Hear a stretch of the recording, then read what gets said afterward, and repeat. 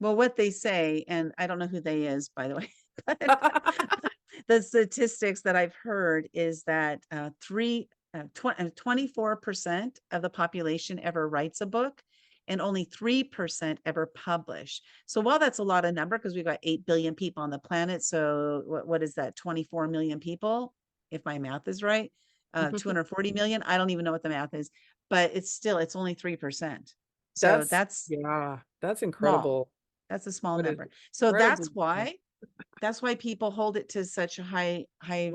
higher esteem, higher regard, because you took the time to actually publish it.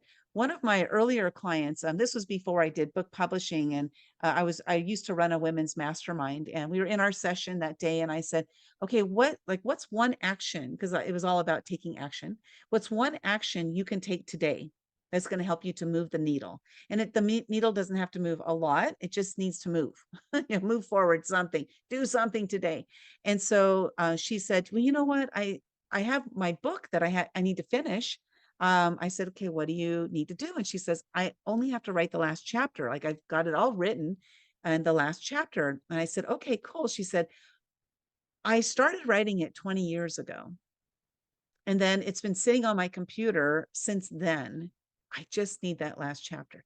So here's the thing. First of all, she finished that chapter that day, and then she published her book. So she was able to use that book again as a marketing tool to get her message out there. Her book is about blended families. And 20 years ago, when she wrote the book, blended families weren't like a thing that was talked about as blended families. So she was ahead of her time, but she waited 20 years to publish it.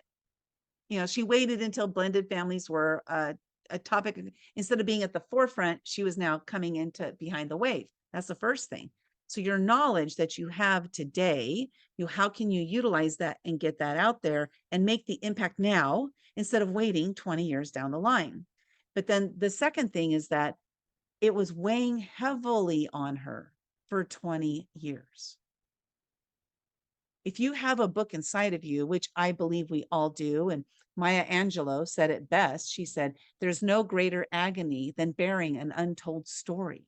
I love that message, because oftentimes we have the message, we have the story, but we're not taking the steps to do it.